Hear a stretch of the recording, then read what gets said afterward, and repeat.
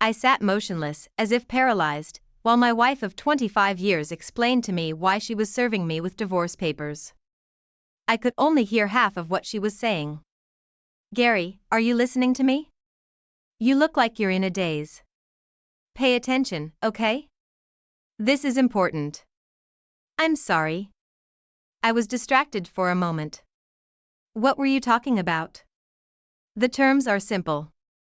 There is nothing to dispute. I'm not asking for anything. Do you hear that? Absolutely nothing. You keep the house, the cars, and all the money in the bank.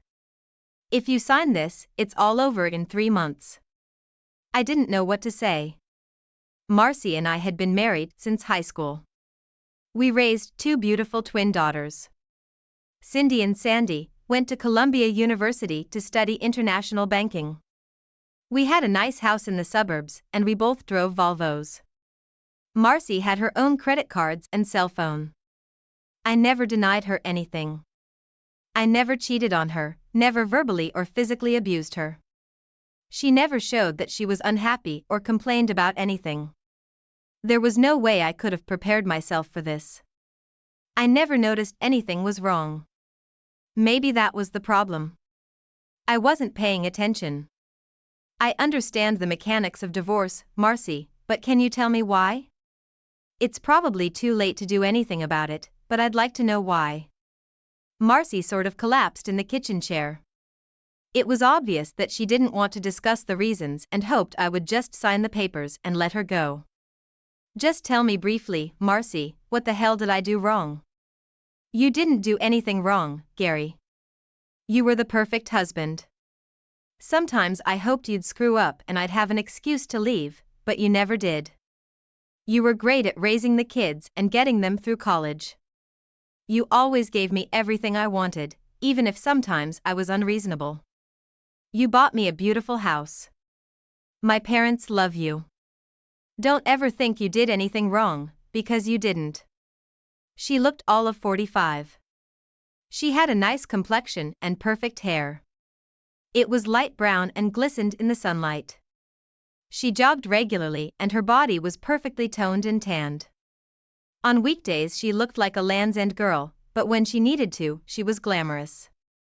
Marcy was as perfect as I was, as she claimed. I just couldn't figure out what was behind it. I'm sorry, it doesn't make sense. There has to be a reason. You can't just say, it's okay, and then walk away. There has to be a reason. Gary, I'm trying to do this in a way that doesn't hurt your feelings or make me look bad. Why don't we just leave it at that? No, Gary. I found someone else. He's a real estate developer. He has a beautiful apartment overlooking the river and a beautiful black Mercedes. He's handsome, rich, and madly in love with me. You were and still are a grocery clerk at the supermarket. I am not demeaning your job because you have always taken care of us and always earned enough to keep the family comfortable. However, you will always be a grocery clerk. I wanted more than that. I couldn't imagine you would do that for me. You were always happy with what you were doing, and I didn't see you trying to improve. It was painful. I was the manager of the grocery department and she still thought of me as a clerk. When I had a chance to advance my career and move out of town, I turned down the opportunity to keep my family together, and now look how I was rewarded. It was painful, but not worth mentioning. Does this rich, good-looking guy have a name? Clayton Manning, he's the president of Keystone Development Company. How long have you known him? 6 months. You slept with him? Marcy sat up straight in the chair. Her eyes darted around the room and finally she looked me in the face. Yes, I was trying to avoid the subject, but since you insist on it, yes, you were still married. Yes, I was still married. I cheated on you. I was an adulteress, I was a. Are you happy now? I sat for a while, then reached over and took the divorce papers, signed in 3 places, initialed 2 and handed them to her across the table. I think he's better than I am. Sorry to disappoint you. I got up and as I was leaving the room, Marcy screamed. Hell no, that's not the reason. He wasn't better than you, just different. Don't you dare walk away believing that, Gary.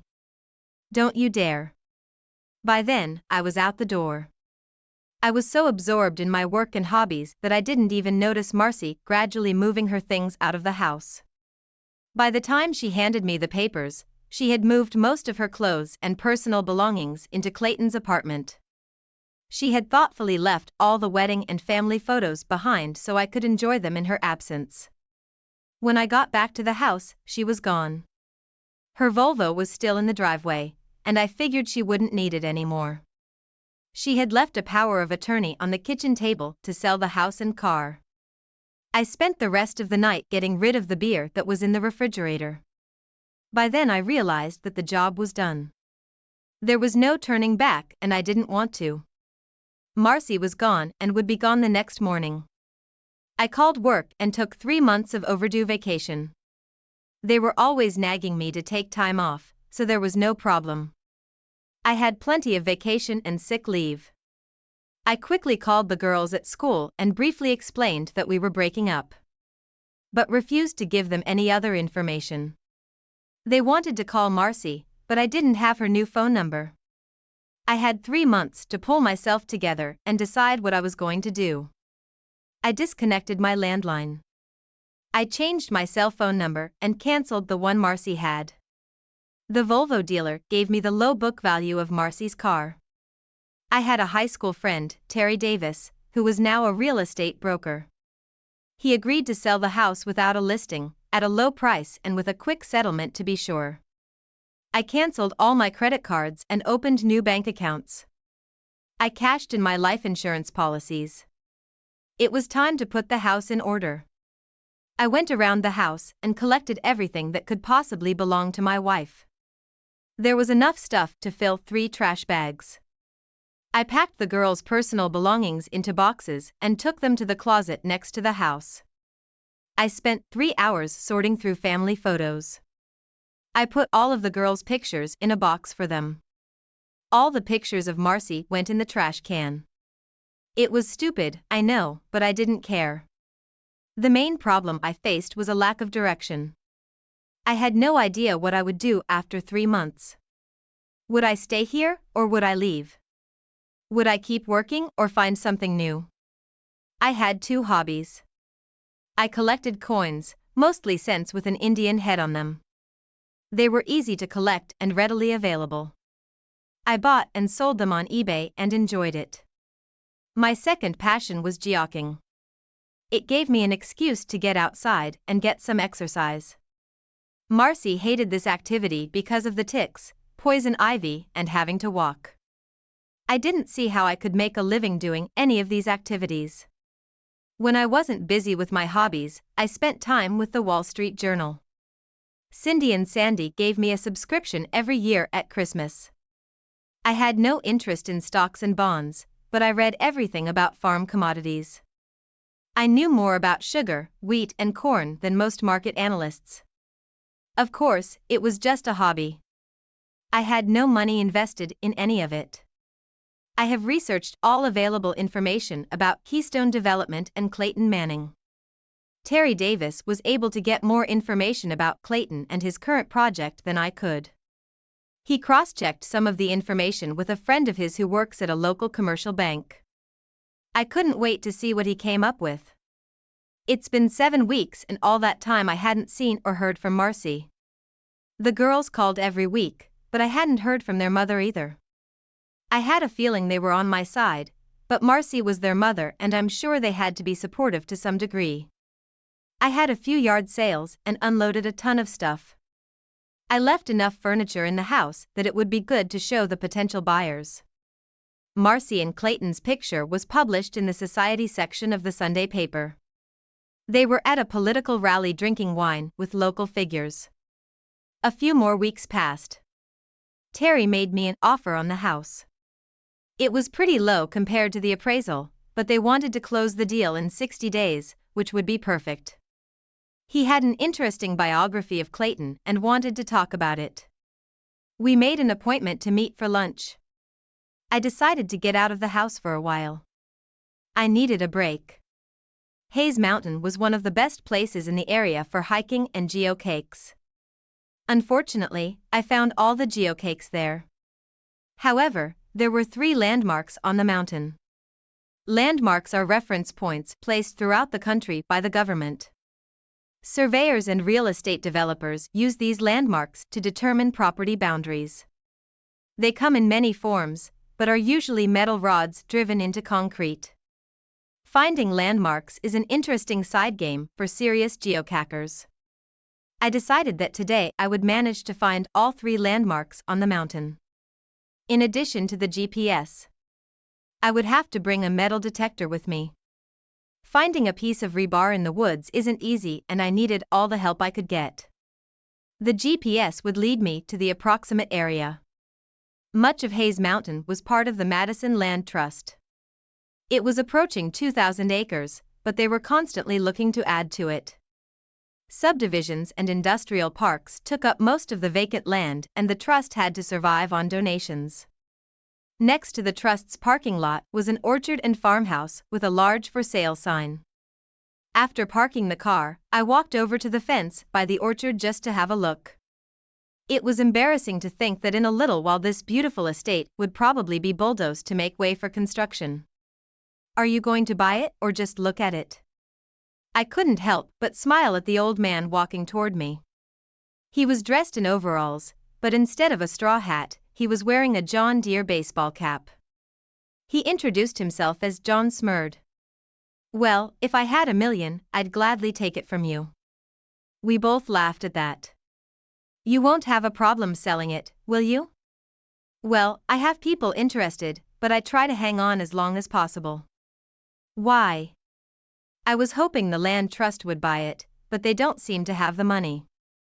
They want to leave the fruit trees in their natural state, which is fine with me. It doesn't please the developers who want to plant everything. I think it will be a great addition to what we have now. How can a land trust compete with the big companies? I've offered them a better deal. It's even worth $1 million in the listing, but I'll give it to the trust for $600,000. Trouble is, they don't seem to be able to raise that amount right now. If they can't do it in 90 days, I'll have to take the option away from that damn real estate developer. That asterisk calls me every week and I'm getting tired of him. An option is not a sale, is it? No, the buyer purchases from me a promise to sell him the land in the next 6 months for $1 million. He pays $100,000 for the option. If he can't raise $1 million, he loses the option payment. It's a good deal for me, but I don't want him to get it. He has the $1 million under lock and key, so he'll be safe. The problem is that he needs to get all 6 properties for the deal to go through. That's why he's willing to pay more than the place is worth. What happens if you don't sell him the option? He's going to lose his and more. Since the land trust can't raise the money, it looks like Keystone has a sure shot. However, if he doesn't get that lot, he'll lose the whole deal, including the money he paid for the options on the other 5 lots. That's probably around $1 million. His supporters will walk away and leave him hanging. If I had the money, I'd help you. Yeah, they all say that. We had another laugh and I left for my walk. I found his mention of Keystone interesting. The landmarks were within a mile of each other. That is as the crow flies on the mountain. It was twice that. The first 2 were fairly easy to find. They were standard surveyor's markers. The last marker was much older and much harder to find. When I finally came upon it, I found a small brick monument with a bronze plaque attached to it. It was buried under years of leaves and debris. I took a picture of it to post with the magazine. In that moment, my life changed. The metal detector was still on. As I stepped away from the marker, it started beeping. It was faint, but it was definitely there. I put on my headset and began scanning the area about 10 feet south of the landmark.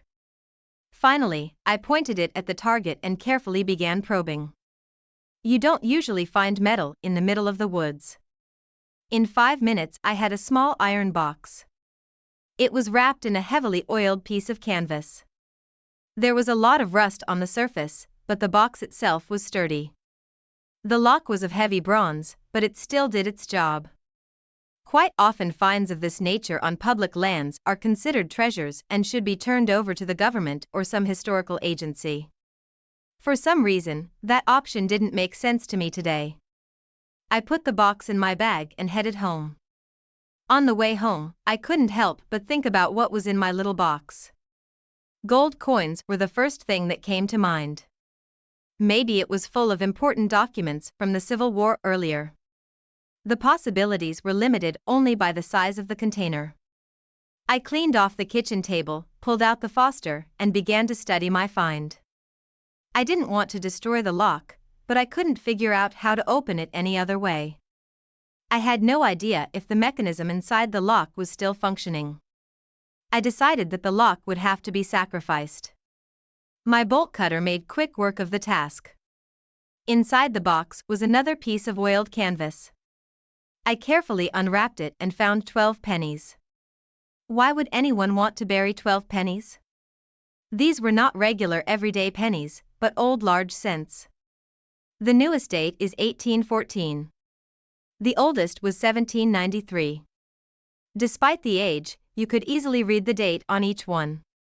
Surprisingly, there was no green corrosion on them, which is common on old copper coins. I never got into collecting large cents as I felt I could get more for my money by buying newer cents with Indian heads.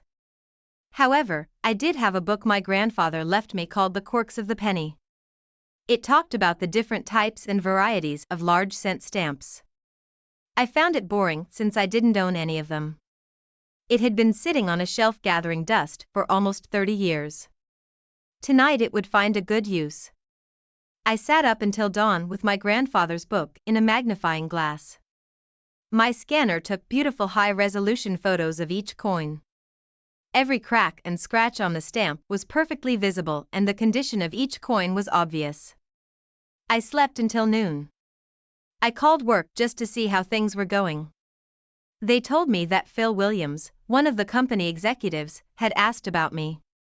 They didn't know anything else. I had other concerns, so I didn't pursue it further. It would take a trip to the bank to get a safe deposit box. After spending a few hours on the internet, I realized that my pennies were worth several $1 million. It wasn't about age, it was about their condition and the varieties of stamps. I now understood why drug dealers had to go to such lengths to launder money. There was no easy way to turn my precious coins into hard cash. It would have to be hard work. While having breakfast at IHOP, I noticed another picture in the paper of Marcy and Clayton being pictured at the opening of a new art gallery. She was wearing a black cocktail dress and holding a wine or champagne glass. They were both smiling at the camera looking at the photo. The next step became clear in my mind. After receiving the safe, I called John Smurd and asked him to hold off on making any decisions about the land for a few days. He seemed satisfied with the call.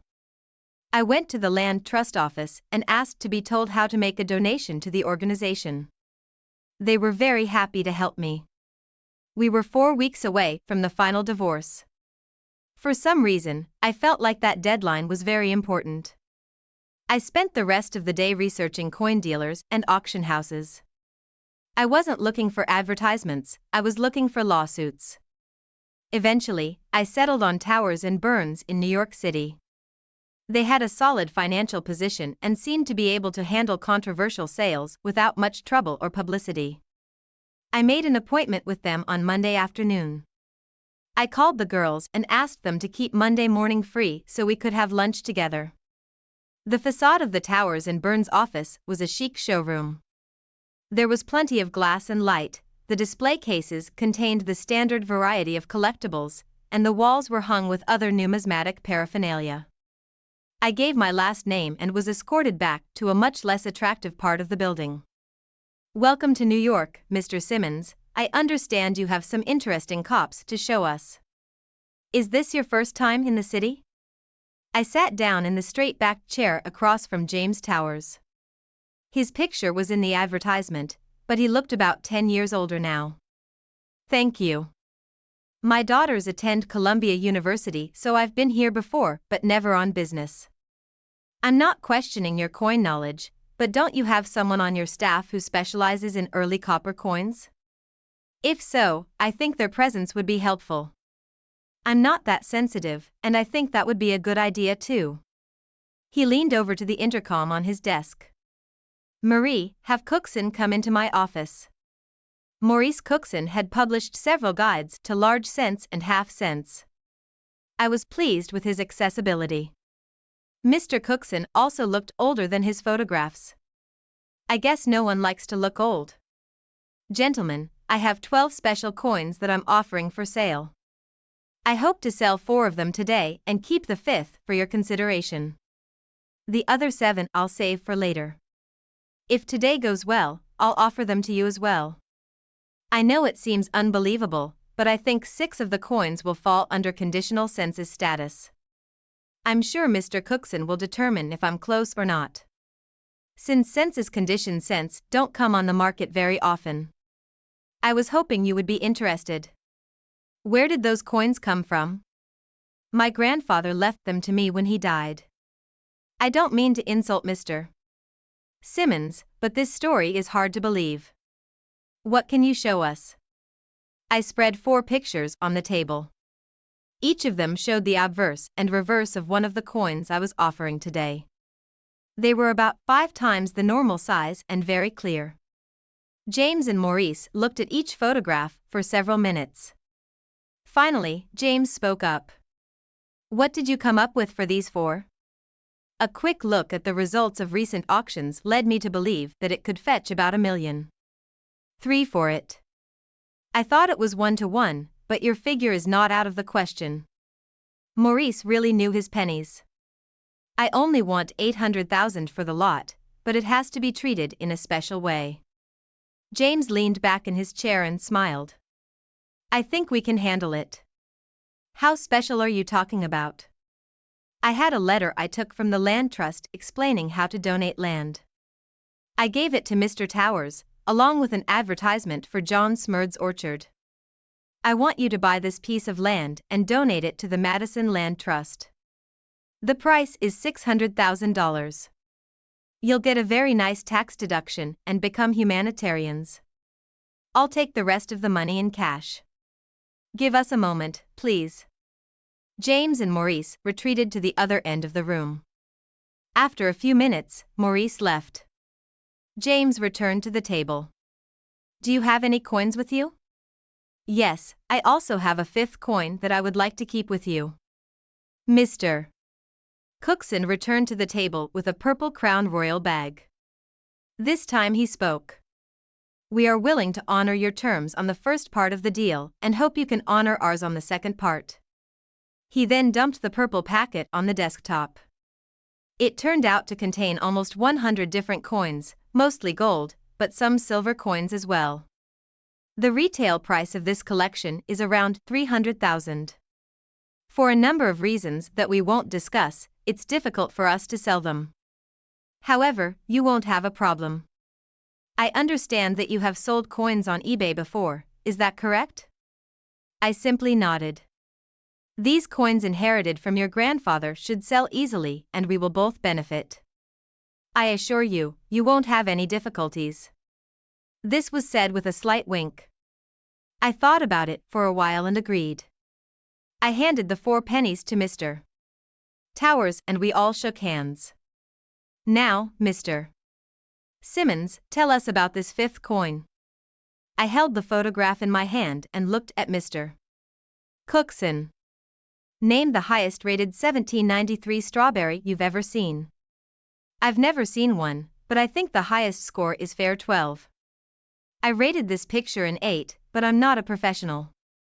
He wasn't looking at the picture, he was looking at my face when I said that both of them were trying to see the photograph at the same time. Cookson was smiling broadly, and I could see dollar signs in Towers' eyes. How much? Best offer if you can figure out how to pay me. Would you like a cup of coffee, Mr. Simons? Of course, black would be just fine. They both left the room with the picture and a few minutes later a young woman brought me a cup of coffee.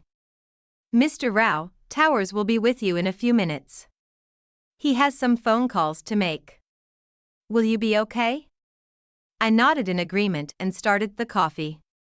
30 minutes had passed when Towers returned to the room with an absolutely beautiful woman. She had dark eyes, raven hair, and what appeared to be Middle Eastern looks. I guessed her to be no more than 30. She was well dressed and had a commanding demeanor.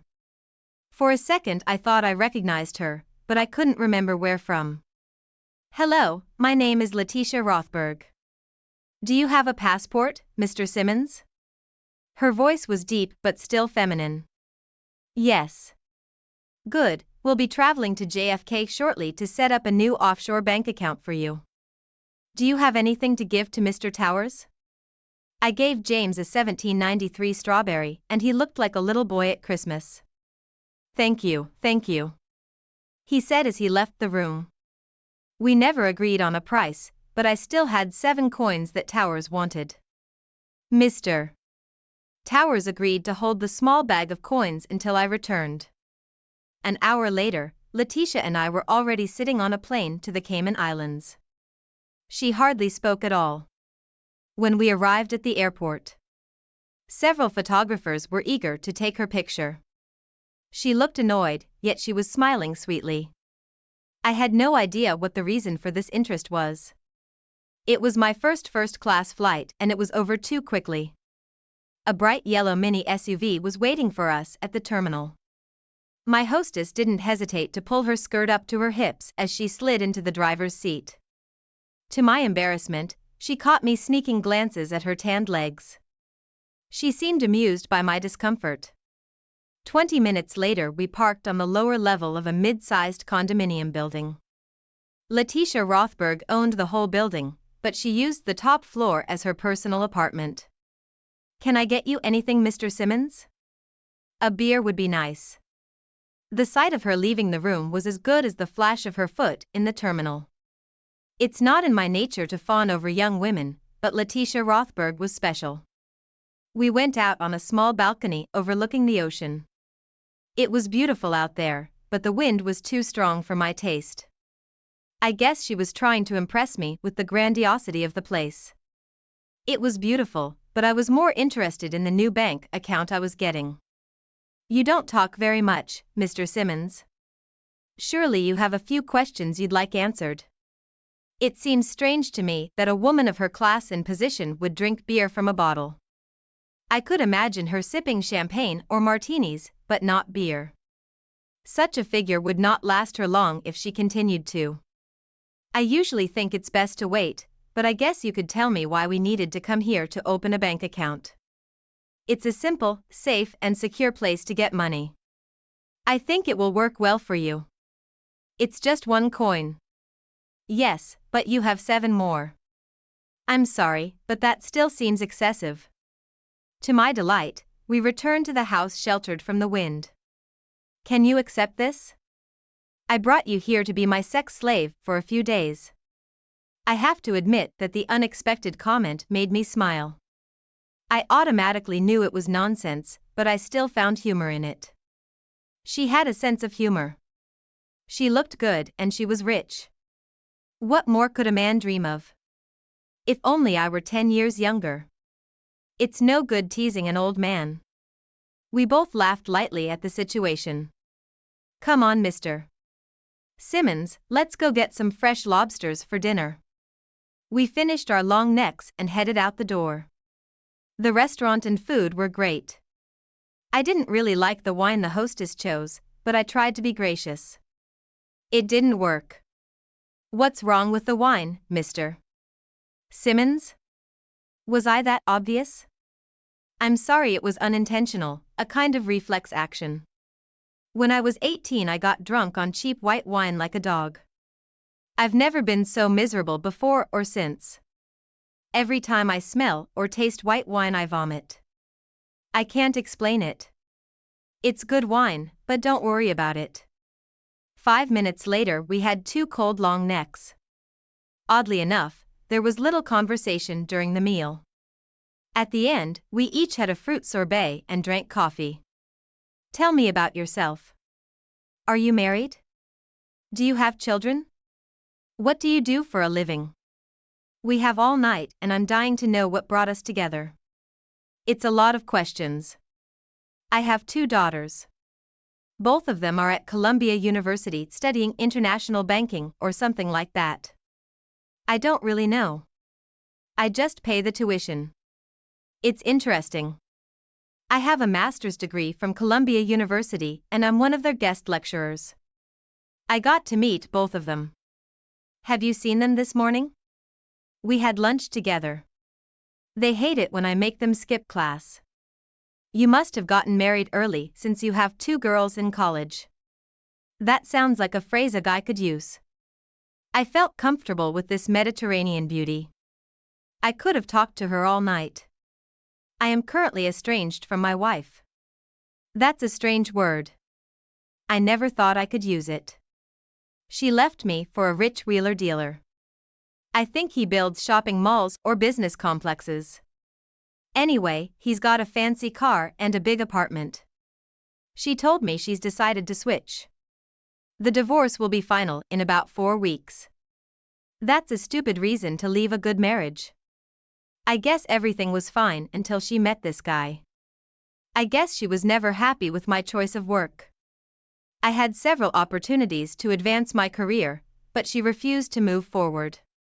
I wasn't thrilled about it, but decided it was necessary to save the marriage. Now I feel like nothing.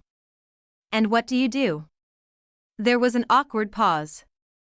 How do you tell a beautiful, rich, successful woman that you work as a grocery manager at a supermarket? She noticed my discomfort and reacted accordingly. It's not important.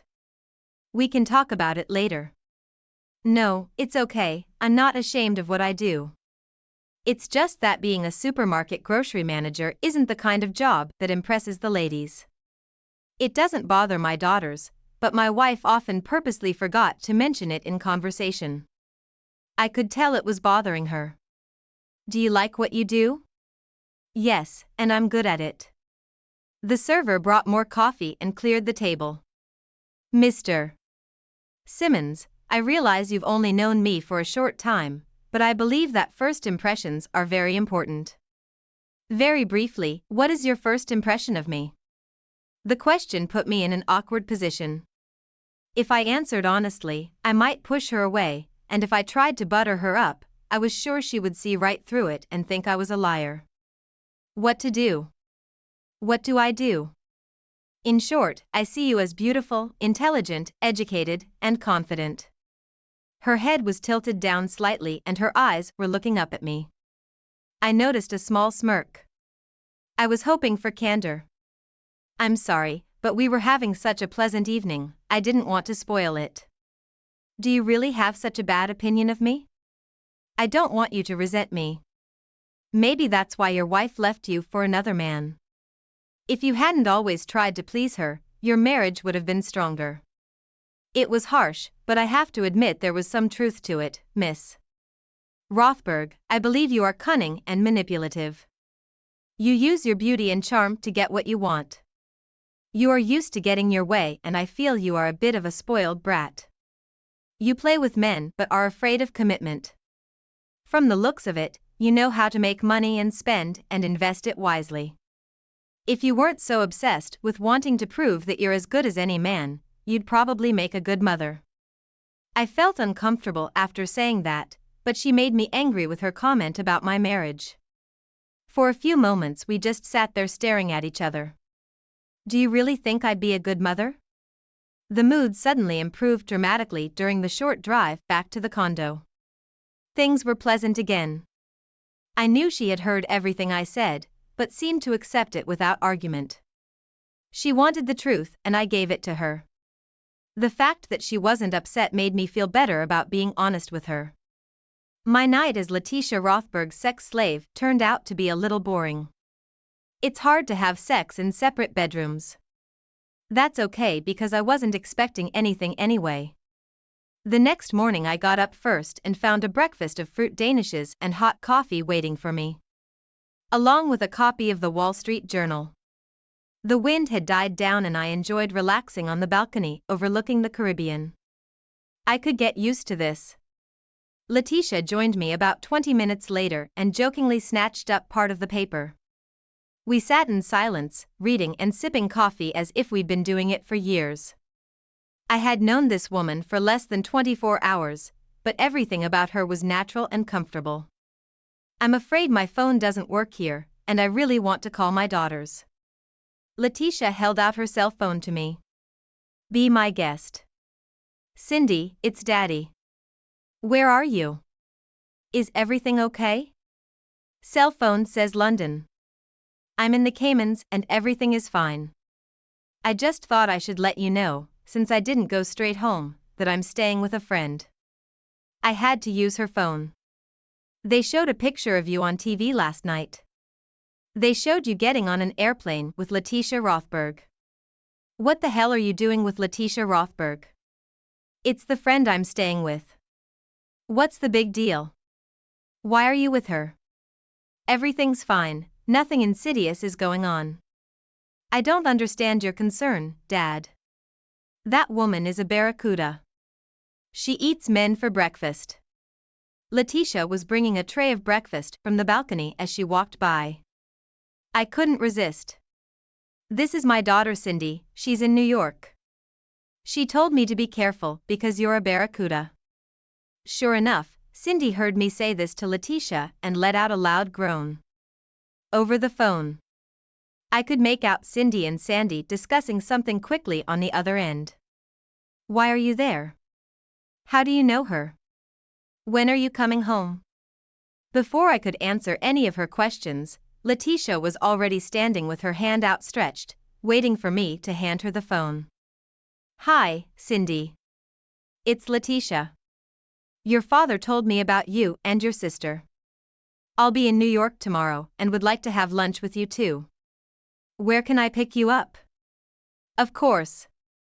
There was no way I could have known the other side of this conversation. Who is this professor? Pause. No problem, I'll pick you up from the classroom at 11. Okay, I'll tell you goodbye. Bye. Letitia gave me back my cell phone. Your daughter said goodbye, I'll have lunch with them tomorrow. I promise to be nice, even though they think I'm a fish. She giggled lightly and wiggled her and went to her room. An hour later we were at the Federal Reserve Bank of the Cayman Islands.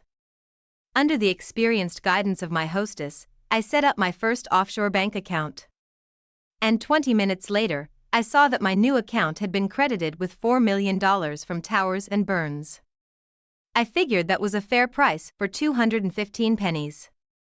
After dinner, she asked a friend to take us to feed manta rays. At dinner, I asked her why she worked for a firm like Towers and Burns and learned that she owned 60% of the company. What else can you tell me about yourself? Apparently you're a major player on the global financial scene, and I'm embarrassed to say that I don't know anything about you. I was born and raised in London. My father is Israeli and my mother is Turkish. I have an MBA from Columbia University. I am not married, but I have been engaged twice. I haven't had a serious relationship in over 3 years. I've learned not to trust men who show interest in me. I guess you could say I'm cynical, but I feel like most of them want something from me but have nothing to offer in return. That's unfortunate. I was hoping to get a ride back to the condo. Does that mean you don't trust me? You need to take this seriously, you big jerk. I'm sorry if I came across as insensitive. I didn't mean to be. I guess it's hard for me to relate to your problem. I'll try to be better. Okay, let's relax. We have a party to go to. We ended the evening at a cocktail party at a major hotel. Everyone knew her and treated her like a celebrity. I spent the evening trying to remain even more inconspicuous than I was. I was still wearing the street clothes I had worn in New York. I had not supposed that I was to travel to the tropics. At first Letitia seemed obliged to accompany me, but I persuaded her to enjoy herself and let me blend in with the tree where I felt comfortable. She did her best, but for most of the night she constantly checked on me. Anyway, I found myself chatting with a couple of Hispanic gentlemen, cattle ranchers from Argentina. The conversation started with soccer and then moved on to fishing. At least the conversation was in English, I suppose for my benefit. One of them remarked how attractive Letitia looked, not knowing that I was her chaperone for the evening. I felt a little flattered. My contribution to the chatter consisted mostly of smiles and nods. I wasn't knowledgeable enough about any of the topics to add anything of substance until Ramon Duarte brought up the topic of investments. He was interested in winter wheat. I listened as he explained in detail why he was going to invest a lot of his money in something he obviously knew nothing about. I got the impression that he was pretty rich and I was a little confused as to how he did it. I usually pride myself on having a poker face. But I guess I failed at it this time, Mr. Simmons. I can see by the look on your face that you disagree with me about investing in winter wheat. I was caught. I was supposed to remain invisible and inaudible. My invisibility cloak failed me. I'm sorry, Ramon. I'm afraid I'm not an investor, and I don't understand the complexity of this case. I called him by his first name because I was uncomfortable addressing him formally. Maybe so, but I have a feeling you have an opinion on the matter. I'm going to pester you until you share it with us. I was trapped. I tried to feign a small smile. I need a fresh drink. For the next hour, the two gentlemen listened intently as an Alabama greengrocer explained that the excellent winter wheat crop in Alberta and Saskatchewan would more than compensate for the poor harvest in the States. The Canadian Grain Board has leased all available in North and South Dakota to store the surplus and has even reserved rail cars of grain for short-term storage. Within a week, winter wheat futures will begin to fall and will continue to fall until the market stabilizes. Both Canada and the States will be forced to unload wheat overseas. I was running out of clever words when Letitia came up. Raman and his friend were flattered that she joined our little group and were genuinely surprised when she grabbed my hand and led me away. What the hell was that, Gary? We were just talking about food, about groceries. She smiled slightly at me as we left to head back to the condo. The next morning we flew back to New York, where a group of photographers were eager to capture her arrival. A courier from Towers and Burns handed me a small package containing the coins I had left behind. Letitia and I said our goodbyes and I headed to the commuter train terminal to fly back to Huntsville. The divorce and the sale of the house went according to plan. Phil Williams from the main office left me several messages asking me to call him. They again asked me to consider moving to the company's headquarters in New York. This time I agreed. John Smurd also left a message he wanted to meet for lunch. I tucked myself away in my locker at work and wished my shifters good luck. There was a picture in the paper of Clayton and Marcy at a barbecue. For a local politician, they looked like the perfect couple. It took me a full day to scan and identify all the coins in the bag from New York. With 3 weeks to go, I decided to put them on eBay as soon as possible. Everything should be fine, just as long as they didn't get caught by any scumbags. It took a full day to post the coin ads and prepare all the envelopes and blank stickers for shipping. All the money went into my PayPal account and from there to my new offshore bank. Now I had the weekend to relax. My Friday lunch with John Smurd was interesting. John was extremely pleased that I had gotten Clayton involved, but was unhappy that I'd gotten nothing out of the deal, explaining that to him would have been too difficult. Lunch went fine, and before he left he gave me the deeds to 5 acres of land on the outskirts of town. He and his wife were leaving for Florida and he wanted to get the house in order before he left. No good deed goes unrewarded. Shortly after John and I parted ways, my cell phone rang. Cindy and Sandy were arriving in Nashville in 2 hours. I had plenty of time to pick them up. Airfare to Nashville was half the price of airfare to Huntsville, and the girls were on a budget. I had no trouble getting there and picking them up. Cindy couldn't wait to talk about lettuce. The lecture hall was hosting an advanced corporate finance course for over 300 students. In the middle of the lecture, the professor stopped to introduce Letitia to the students. She just appeared as if she owned the place. She spoke to the class for about 10 minutes and then announced that she needed 2 students for lunch at the Westin Hotel. We couldn't believe it when she called our names. So you liked her? She's amazing, Dad. How the hell did you manage to meet her?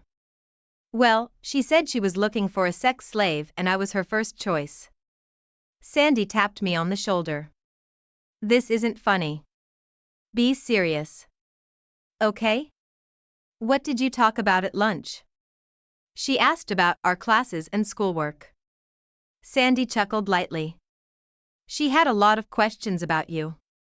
In fact, Cindy and I agree that she was interested in more than just friendship. I'm 10 years older than her and a couple of dollars poorer. I'm sorry, girls, but she's totally out of my league, Daddy. She can have any man she wants. Why? You think about it and give us a clue. From our point of view, you're perfect. But Letitia Rothberg doesn't know you like we do. Apparently, your mother didn't know me either. Everything went quiet for a few minutes. My remark about the mother sounded like a punch. It was not my intention to turn my daughters against their mother, and I regretted saying what I did. I'm sorry, girls, that didn't sound right. Your mother is a wonderful woman and I have no right to say that. Don't worry about it, Dad. We understand more than you think. All was quiet for a few miles, and then just as we crossed the Alabama state line, Sandy's cell phone buzzed. Hello. Pause. We arrived about an hour ago. Everything's fine. Pause. You're kidding. Pause. That sounds great. I'll tell him. Thanks for the call. Bye. In the rearview mirror, I noticed Sandy giving Cindy the thumbs up sign. What was that? Sandy leaned over the front seat of the car. Guess what, Daddy? Letitia is coming to Huntsville Tuesday morning. She said you have to pay her for the night and that she expects breakfast in bed. I was flattered to hear the news, but I felt pressured by Letitia and now my daughters. It all sounded wonderful and I hoped I was up to the task and not just this one. The weekend with the girls went great. They spent Saturday afternoon with their mom but didn't get to meet Clayton. I asked them not to mention lettuce. We sorted out all the things they wanted to leave at the house. By the time they left, we had it all sorted out. I made an upfront payment to store the stuff until they finished school. As we drove back to Nashville, they made me promise to try to be companionable with Letitia. When I asked them what they meant, Cindy said just don't make her mad. That was simple enough. They were excited about my move to town. I still didn't understand what Letitia needed from an old man who didn't even own an Armani suit. When I got home, it was time to relax with a beer in the Sunday paper. There were no pictures of Marcy and Clayton this week, but there was a short story about Keystone Development having trouble financing a local project. Winter wheat futures had fallen in value for a record time. This was interesting. I called Terry Davis and asked him to come over.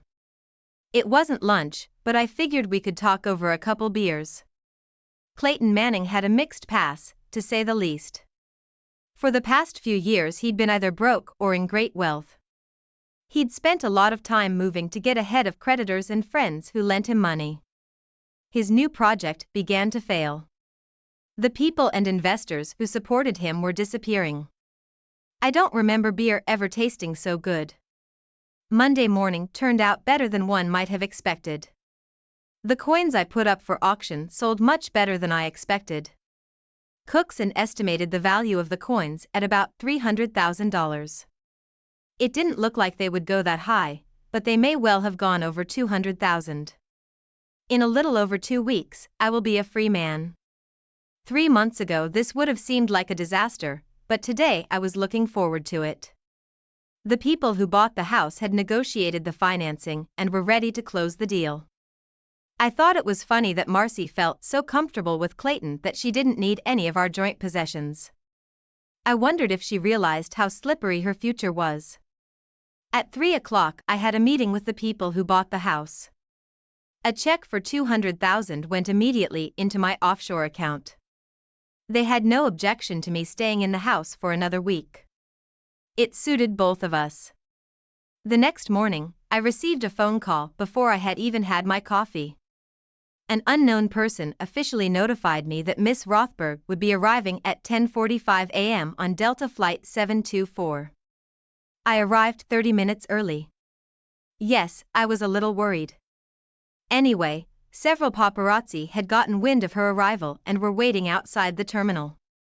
I tried my best to be inconspicuous.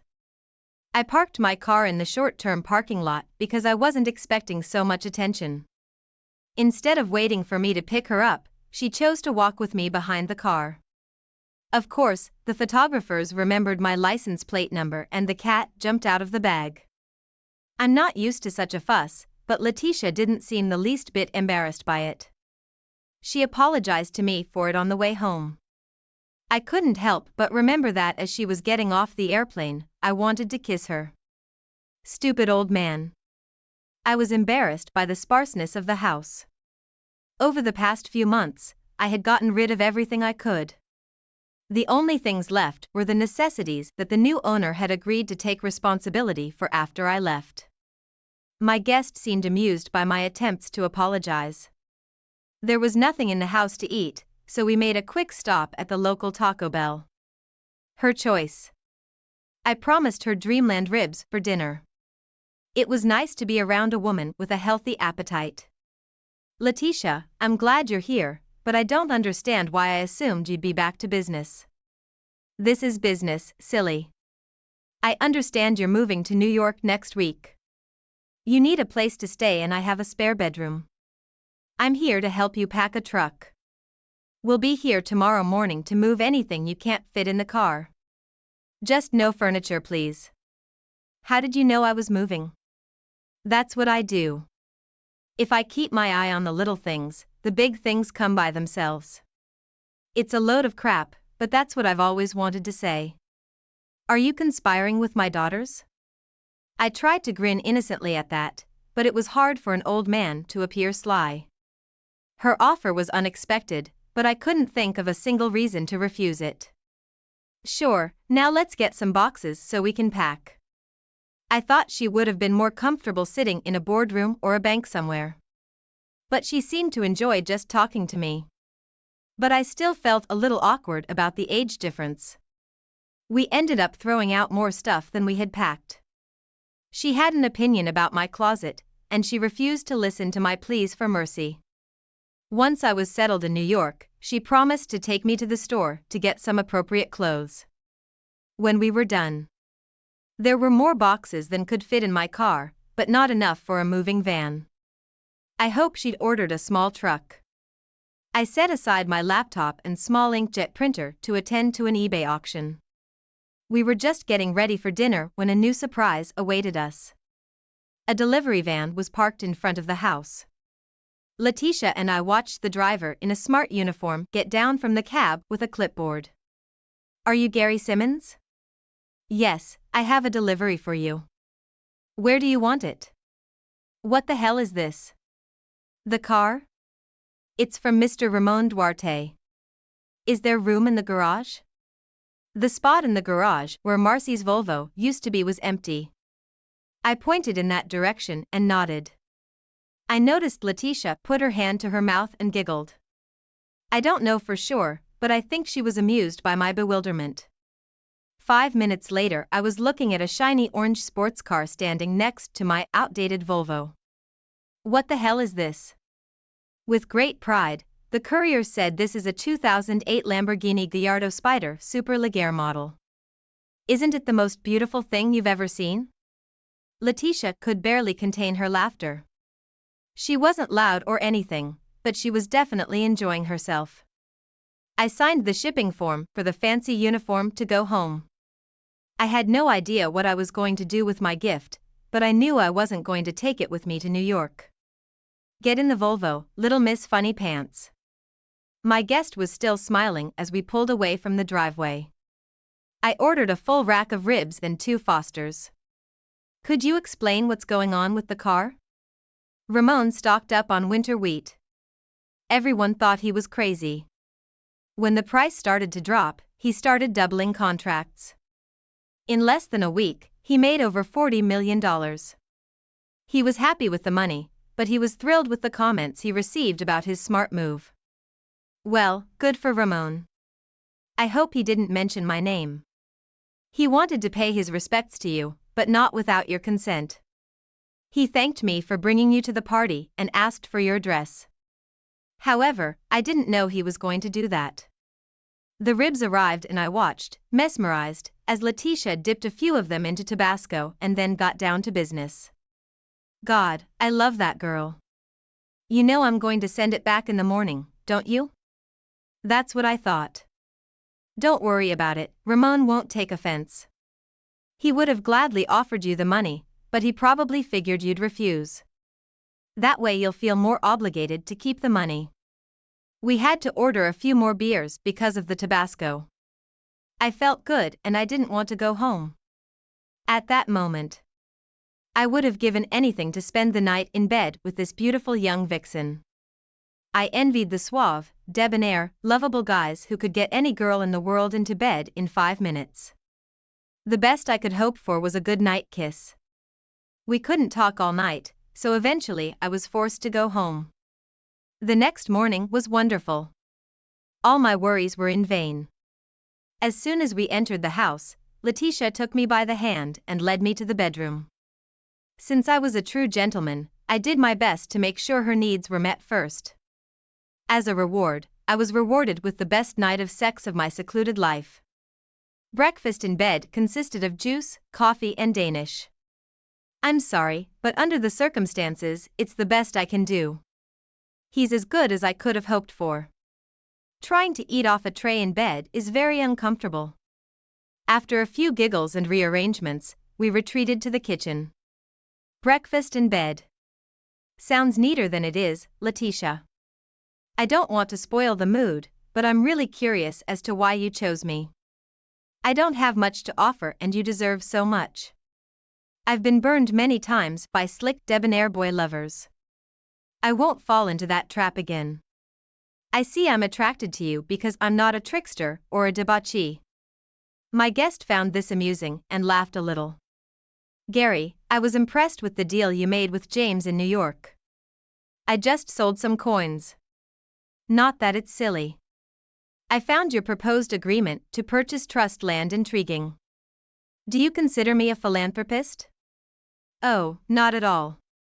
I see you as a cunning who took advantage of a unique situation to mess with his wife's lover. Of course.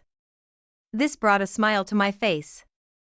I was amazed at how smart she was and how well she hid it. Was that wrong? No, Gary, that was brilliant. I was impressed and wanted to know more about you. You couldn't possibly know what I was doing in New York.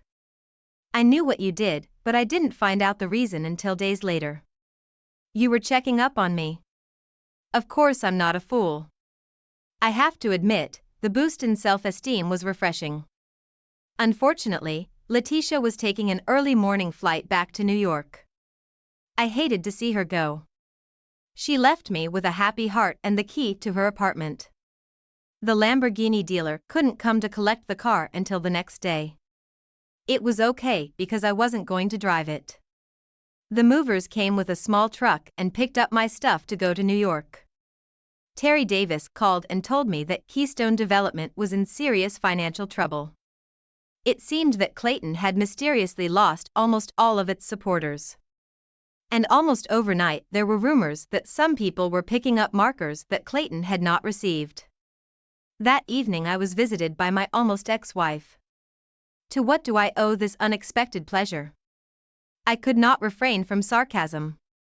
I need to talk to you about some things. I'm leaving in a few days, but I'll help you in any way I can. I was going to take my old Volvo, but I noticed it was gone. What's that orange car in the garage? Things were starting to get interesting. I'm sorry, Marcy, when you said you didn't want your old Volvo. I sold it back to the dealer. He may still have it if you want to check it out. I'd never heard Marcy use that term before. The orange car was a gift, but I'm going to return it tomorrow anyway.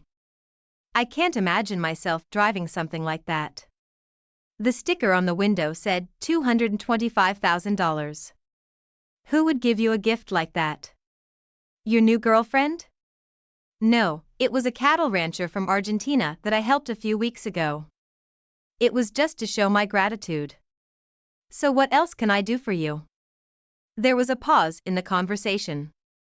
I realized that Marcy wanted to say something but didn't know how to do it.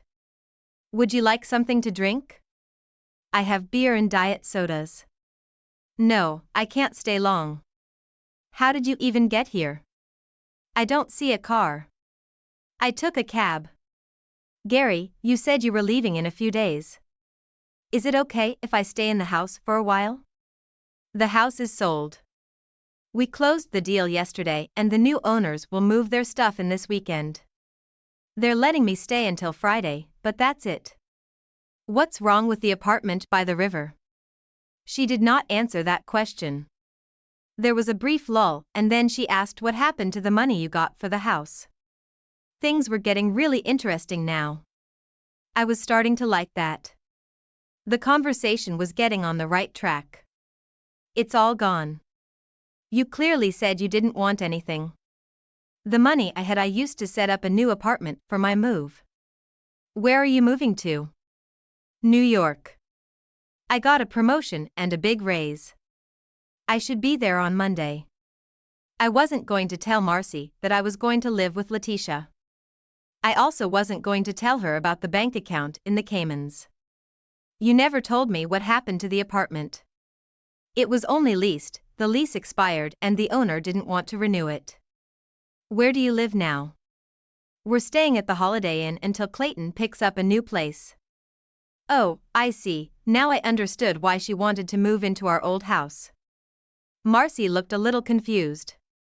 She wanted to ask for help, but she didn't know how to approach it. I realized she was in trouble. There was a lull in the conversation again. Is there anything else I can do for you? Could you give me a ride to the Holiday Inn? The first half of the trip went smoothly. I understand you have a girlfriend. Tell me about her. She's not really a friend but more of a business partner. What kind of business? You're not doing any business. You're right. I'm just a grocery store clerk. I can't fool you, can I? Marcy was silent. She was looking out the window and I heard her whisper to herself. This was the moment when I could vent all my frustration. It was the perfect opportunity to let her know how much the pictures in the papers hurt me. But instead I just smiled to myself. She was in a bad way, and I redeemed myself. I felt bad for a moment, but it passed quickly. I dropped her off at the motel entrance. She left without looking back or saying goodbye. I hated to say it, but I felt a sense of satisfaction. The week was shaping up nicely. Thursday morning I unexpectedly received the final divorce papers. They were early, but who am I to complain? On the front page of the Huntsville paper was a picture of Letitia Rothberg arriving at the airport. Your sincere friend was holding her hand. A copy of the newspaper is delivered free to each room at the Holiday Inn. Marcy can read it at breakfast. I was sure Clayton would explain to her who Letitia was. I emptied the safety deposit box at the bank. My 7 pennies will come in handy in the near future. I thought Letitia would ask about them while she was here, but she never once broached the subject. All our conversations were strictly social.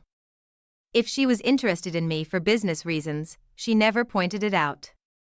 I set a buy it now price on all the coins in the auction. More than half of them were sold at that price. I spent the rest of the day packing up the coins that were sold and preparing them for shipping to the post office. The rest of the auction had to close by noon on Friday. If all PayPal payments went through, all coins would be mailed the same day.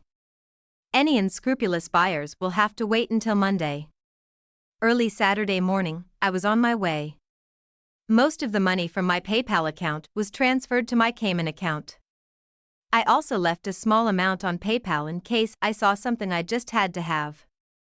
The people who bought the house drove up just as I was leaving.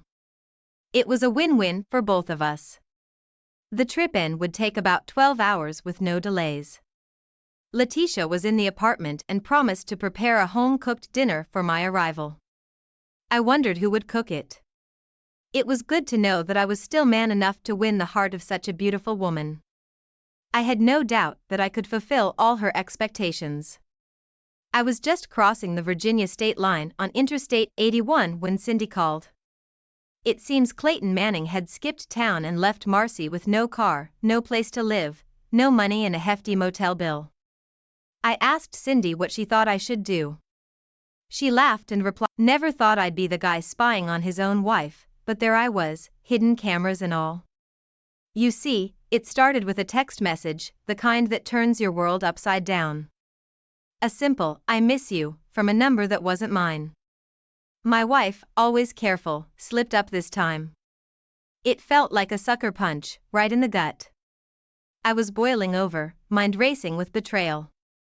Without thinking twice, I rigged our house with "Yeah, I know, it sounds extreme, but you don't think straight when your heart's been trashed."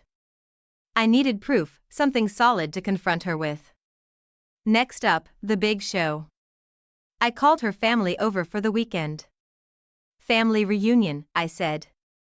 They bought it, everyone cheerful and unsuspecting. My wife, she was the picture of innocence. That stung the most. Dinner time was a blast, until it wasn't. Midway through, I grabbed the remote and switched on the TV. There it was, the grand reveal, footage of her and Mr. Wonderful, all cozy and loving. Like watching a car crash in slow motion, I tell y'all. The room went dead silent. You could have heard a pin drop. Her dad, the retired judge with that no-nonsense look, his face crumpled in disbelief. The man spent his life upholding the law, and here was his daughter, breaking the rules of her mom, a staunch believer in marital sanctity, looked like she'd seen a ghost. Her brother, well, he couldn't even sit still, pacing around like a caged animal. Disgust, shame, shock, it was all there, written on their faces. Me? I was a mix of anger, vindication, and this deep, hollow sadness. It's one thing suspecting your wife's cheating. It's another watching her family's hearts break right along with yours. That image, her on the screen, oblivious to the pain she was about to cause, it'll stick with me forever. The aftermath was a storm of yelling, crying, and accusations. Her dad, he couldn't even look at her. Said something about betraying the family name. Her mom was in tears, asking why over and over. And her brother, man, he was livid, like he wanted to punch something. Probably me for airing their dirty laundry. My wife. She was a mess, sobbing, begging for forgiveness, trying to explain. But what's there to explain when you're caught red-handed? I just sat there, watching the chaos, feeling like I was in some twisted reality show. Yeah, it was cruel, maybe too cruel. But in that moment, all I could think about was the lie my life had become. And her family, they deserved to know the truth, no matter how ugly. The morning after the big reveal, the house felt like a graveyard, silent, heavy with regret. My wife, her eyes puffy from crying, tried to talk to her mom. But let me tell you, her mom, a lady who's all about family honor and tradition, wouldn't have any of it. She just sat there, stone-faced, looking straight through her own daughter. "You've brought shame to us," she said, voice cold as ice. The words cut deep, you could see it in my wife's eyes. Her brother, this big guy who used to idolize her, couldn't even bear to be in the same room. He kept shooting these angry glances before finally storming out. He slammed the door so hard, the whole house shook. My wife crumpled right there, sobbing like a child. It was a mess, a real-life drama unfolding right in my living room. That night, I lay in bed, staring at the ceiling, decision made. First thing next morning, I went down to the courthouse and filed for divorce. Irrefutable evidence of adultery, the form read. Never thought I'd tick that box. It was surreal, signing those papers, like closing the book on a chapter of my life. Word travels fast in small towns, and ours is no exception. By noon, everyone knew. Whispers at the grocery store, stares at the gas station, you name it. Our once quiet life became the town's hottest gossip.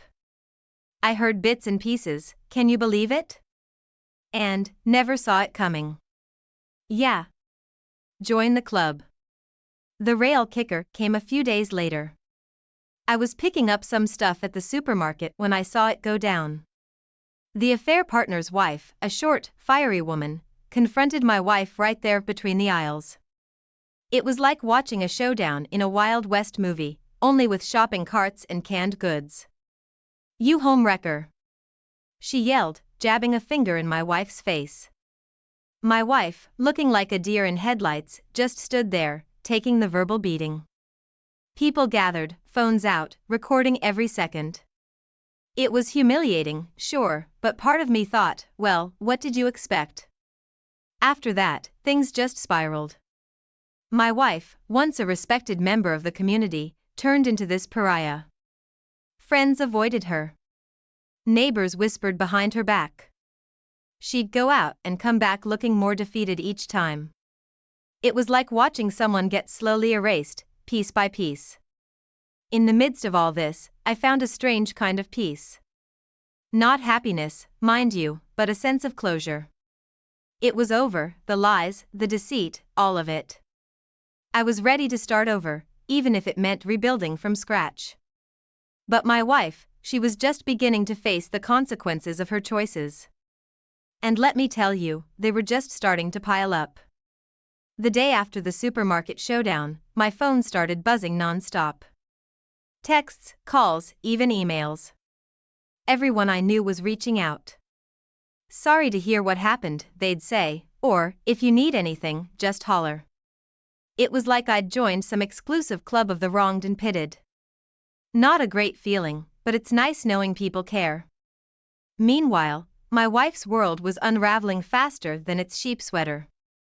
Turns out, her lover boy got canned from his job. Company policy, they said. No messing around with married folks. That's karma for you, swift and brutal. But wait, it gets better. My wife lost her job too. The scandal, or so they called it, was bad for business. Imagine that. One day you're a respected professional, the next you're out on your ear because of who you're sleeping with. Her parents, who'd always been her rock, turned their backs on her. We can't condone what you've done, her dad said. Her mom just nodded, lips pressed in a thin line. I never thought they'd shut her out, but I guess everyone has their breaking point. The real gut punch came when I found a letter she'd written to him. I'm leaving my husband, it said. We can finally be together. That stung more than anything else. It wasn't just a fling. She was planning to bail on our entire life together. Funny how a piece of paper can hit harder than a right hook. So there I was, Mr. Popular with a phone full of sympathetic messages, and there she was, pretty much exiled from her own life. Her lover was jobless, her parents had disowned her, and her plans for a happy future with Mr. Wonderful were in tatters. It's a strange feeling, watching someone who was your world lose everything they have. Part of me felt vindicated, sure, but there was this other part, a quieter, sadder part, that just felt sorry for her.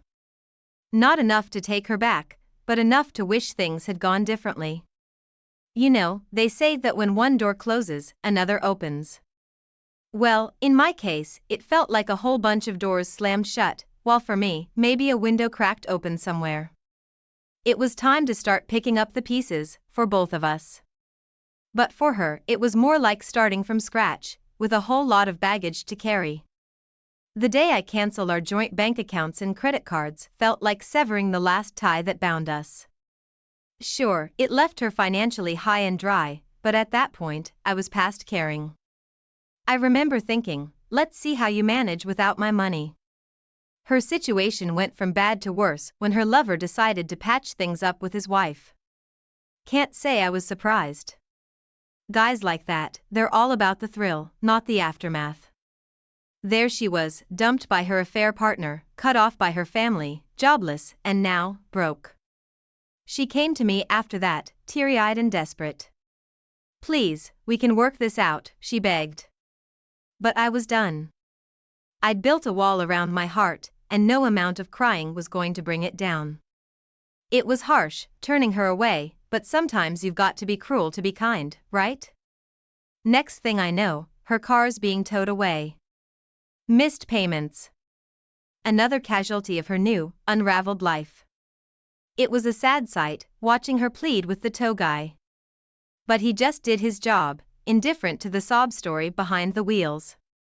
With no car, no money, and nowhere else to go, she ended up in some cheap motel on the outskirts of town. I heard about it from a buddy who saw her checking in.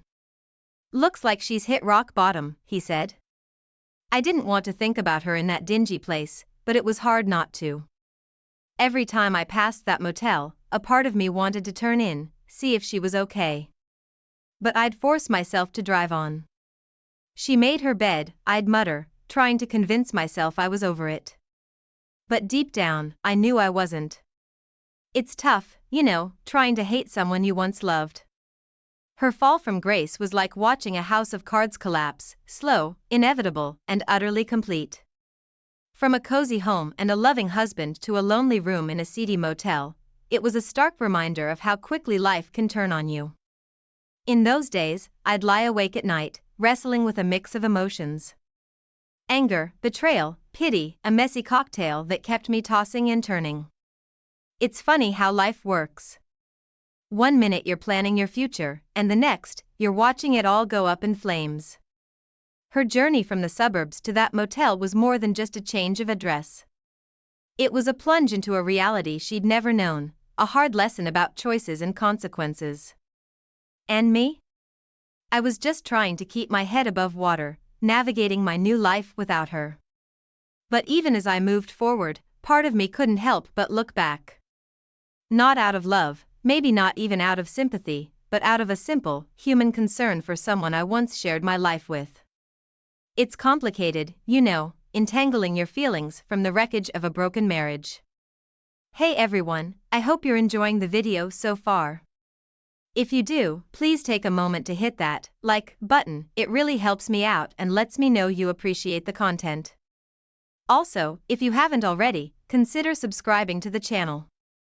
Subscribing is a great way to stay updated with all the latest videos and to be part of our growing community. It's quick, it's free, and it ensures you won't miss out on any upcoming content. So go ahead, smash that like button and hit subscribe. Your support means a lot and keeps this channel going. Thanks for watching. Life's funny, Just when you think you're down for the count, it throws you a lifeline.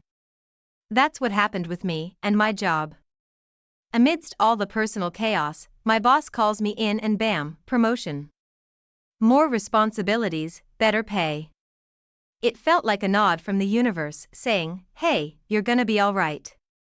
Meanwhile, my ex-wife's world kept shrinking. Her best friend, who'd been her confidant for years, finally had enough. "I can't support what you did," she told her, and just like that, another pillar in my ex's life crumbled. It's one thing losing your husband and family, but losing your best friend? That's a whole other level of loneliness. I heard she tried to start some online business. Selling handmade jewelry or something. But it tanked before it even got off the ground. Not for lack of trying, mind you. She poured her heart into it, but sometimes that's not enough. The world can be unforgiving like that. Then one day, a buddy of mine says he saw her at a fast food joint, hairnet and all, flipping burgers. The fall from a cozy office job to a greasy spoon, it's not something you see every day. It's not that there's anything wrong with honest work, but for her, it was like admitting defeat, Around the same time, I started seeing someone new. She was the complete opposite of my ex, straightforward, no drama, just simple and kind. We met at a local book club. She was into mystery novels, and I guess after all the mysteries in my own life, it felt right. It was nice, feeling that connection again, like stepping into the sun after a long night. Dating her was a breath of fresh air. No secrets, no lies, just two people enjoying each other's company. It made me realize how strained things had been with my ex, even before everything went down. This new relationship felt easy, natural. It was a reminder that not everything in life has to be a struggle. Seeing my ex in that fast food uniform, though, it gave me a weird mix of feelings. Part of me felt sorry for her, nobody dreams of ending up like that. But another part, maybe the less generous part, thought, well, you made your bed. My life was moving forward, new job, new relationship, new beginnings. It was like I'd stepped onto a new path, leaving the wreckage behind. But every now and then, I'd catch myself wondering about her, about how different our lives had become. It's strange, how life can take two people who were once so close and send them spinning into entirely different orbits. I was on the rise, finding new love, new success. She was just trying to keep her head above water, one burger flip at a time. In the grand scheme of things, it was a chapter of new beginnings for me and harsh realities for her. A tale of two paths diverging from the same broken road. And as much as I wanted to focus on my own journey, part of me couldn't help but look back at hers, if only just to see how far we'd both come. So, things got worse before they got better. Word around town was that my ex-wife's health was taking a nosedive. Stress, they said, and who could blame her? Living in that dingy motel, working a dead-end job, her world had turned upside down. I'd see her around, looking thinner, eyes hollow. It was like watching someone fade away in slow motion. Then one day, I get this letter. Her handwriting on the envelope, shaky and uncertain. I knew it was some sort of apology, a plea maybe. But I couldn't bring myself to open it. Instead, I just dropped it back in the mailbox, returned to send her. Harsh, maybe, but I had to draw the line somewhere. Around the same time, her folks packed up and left town. Sold their house, the one she grew up in, and moved out of state. Didn't even say goodbye to her, or so I heard. That had to sting, being abandoned by the people who raised you. It's one thing feeling like the world's against you, but your own parents?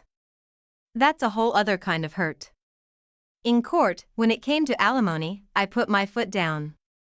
She cheated, I told the judge. Why should I pay for her mistakes? The judge agreed, and just like that, I was off the hook. But walking out of that courtroom, it wasn't victory I felt. It was more like relief. Relief that this chapter was finally closing.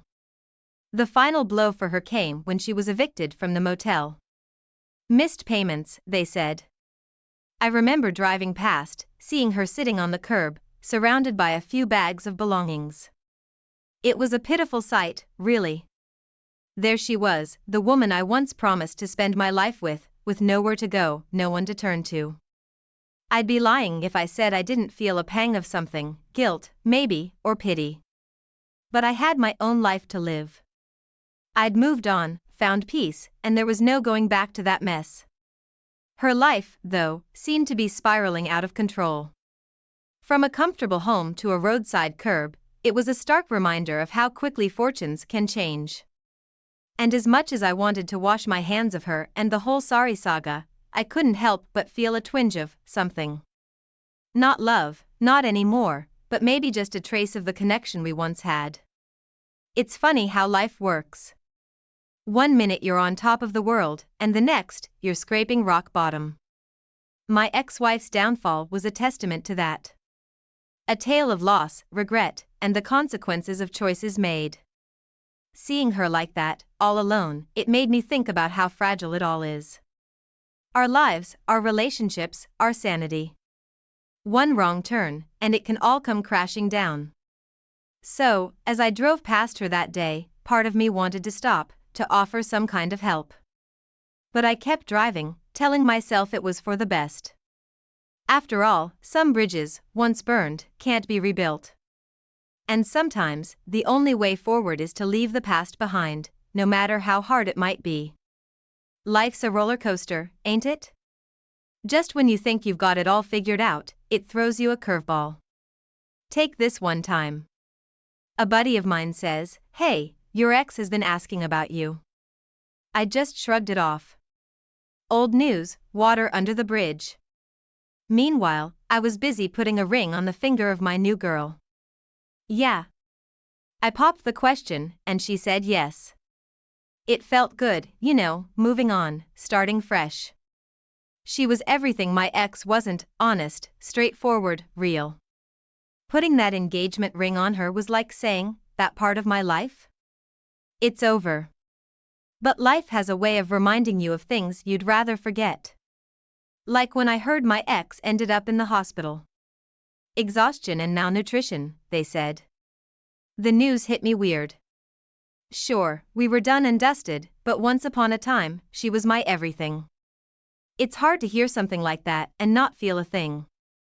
She tried reaching out to her brother too, tried to patch things up. But he wasn't having any of it. Can't blame him, really. She'd burned a lot of bridges, and some just don't get rebuilt. Her own brother turning his back on her, that's gotta hurt, no matter how tough you are. Then I hear she's been seen wandering around town, looking all lost and out of sorts. It's a small place, our town, so news travels fast. People said she looked like a ghost, just aimlessly walking the streets. I pictured her there, all alone, and part of me wanted to do something, anything. But what can you do, right? It's strange how life works. There I was, celebrating my new engagement, and there she was, at what seemed like the lowest point of her life. I'd moved on, but she was stuck, trapped in this downward spiral. Sometimes, late at night, I'd think about her. Not in a longing way, but more like wondering how things got so messed up. We'd started with such high hopes, and now? It was like we were living in two different worlds. I'd lie there next to my fiancé, feeling her warmth, her steady breathing, and I'd feel grateful. Grateful for a second chance at happiness, for finding someone who made me believe in love again. But there was always this niggling thought in the back of my mind about my ex. Where did she go wrong? Was there something I could have done differently? Questions with no answers, I guess. Life's not always fair, and it sure isn't kind. You can find happiness one moment and lose everything the next. Seeing my ex so broken, so lost, it was a reminder of that. A reminder to hold on to what you've got, to cherish it, because you never know when it might slip away. So, as I planned my future with my fiancé, part of me kept looking back at the past, at the life I'd left behind. Not with regret, but with a sort of melancholy understanding that sometimes, life just takes you places you never expected to go. So there I was, planning a wedding, while my ex-wife's life was unraveling faster than a ball of yarn. It's funny how life splits paths. One day you're sharing dreams, the next you're strangers with nothing in common but memories. I heard through the grapevine that some local charity offered to help her out. But pride's a funny thing, it can make you turn down even a helping hand. She said no, preferring to struggle on her own. Made me think of the woman I once knew, always too stubborn for her own good. Her mental state, though, that was another story. People started noticing, talking. They'd see her in town, muttering to herself, lost in her own world. It was sad, really. You never want to see someone you once loved fall apart like that. Then one day, word got around that she'd been arrested for shoplifting. Food, basic stuff, nothing fancy. It was a shock, sure, but more than that, it was a wake-up call. This was serious. She wasn't just down on her luck, she was desperate. In jail, she bumped into an old friend of hers, someone who'd also seen better days. This friend, she'd had her own fall from grace, a story of lost jobs and bad decisions. They were like two peas in a pod, both trying to make sense of where it all went wrong. I thought about her a lot in those days. Not with anger or resentment, but with a sort of detached sadness. It's weird, feeling sorry for someone you once thought you'd spend your whole life with. I'd look at my fiancé, so full of life and hope, and then I'd think of my ex, her life in tatters. It was like a tale of two cities, one bathed in sunlight, the other shrouded in shadows. Sometimes I'd catch myself wondering if there was something I could have done to stop her spiral. But then I'd shake it off. You can't save someone who doesn't want to be saved, can you? The news of her arrest and her run-in with her old friend made the rounds in our small town. People talked, as they do, but the chatter had changed. It wasn't just gossip anymore, it was concern, pity even. I remember thinking about how quickly life can change. One bad decision, one wrong turn, and everything you've worked for can come crashing down.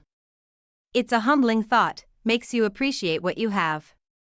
So, as I went about my day, picking out wedding invitations, tasting cakes, I couldn't help but spare a thought for my ex. Once part of my life, now just a shadowy figure on the periphery, a reminder of how unpredictable and harsh this world can be. Life's a journey, they say, full of ups and downs. My path was heading upwards, towards a new beginning, while hers seemed to be a never-ending descent. But in the end, we all walk our own roads, carrying our burdens, facing our demons. And sometimes, all you can do is hope that the road eventually leads you back into the light. The thing about hitting rock bottom is sometimes, just when you think things can't get any worse, life proves you wrong. That's what happened to my ex-wife. Fresh out of jail, she found herself backstabbed by the one friend she thought she had left. This so-called friend, who'd also been in the gutter, saw an opportunity and took it. Used my ex for some quick cash, then kicked her to the curb. Talk about a low blow. So there she was, no roof over her head, no one to turn to. The streets became her home.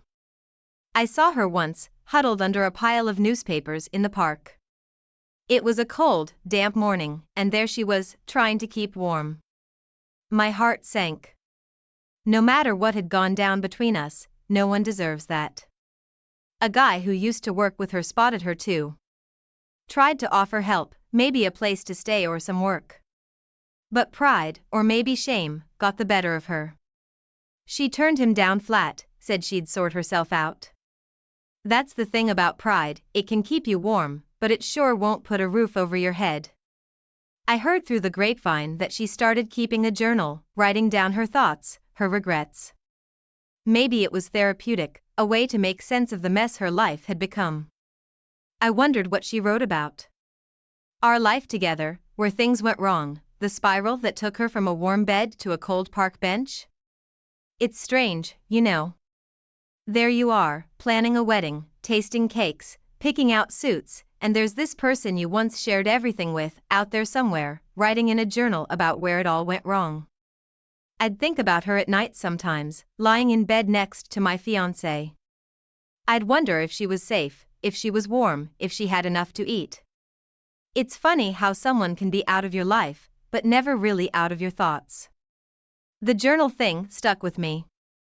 It was like she was trying to piece herself back together, one word at a time. I respected that. It takes guts to look at yourself, warts and all, and try to learn from it. So as I moved forward with my life, I couldn't help but look back at hers. It was like a cautionary tale, a reminder of how fragile it all is.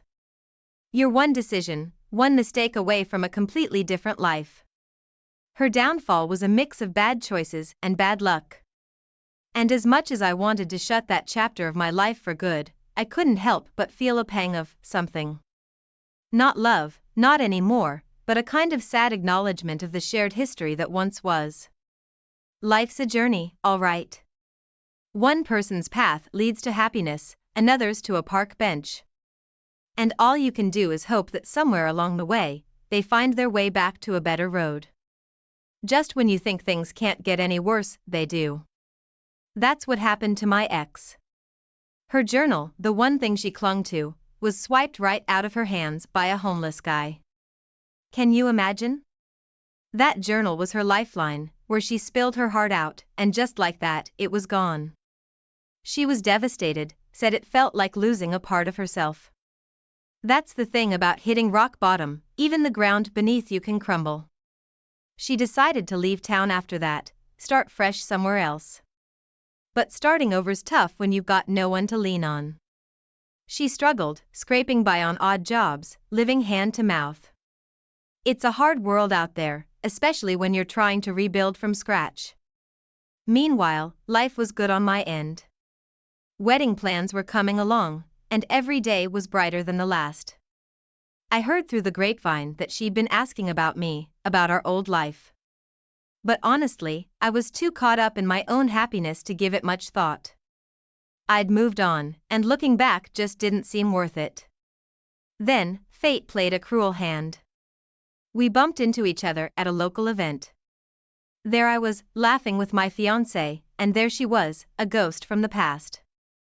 Our eyes met, and for a second it was like the whole world stopped. I saw the recognition, the pain, the nostalgia in her eyes. And then she looked away, lost in the crowd.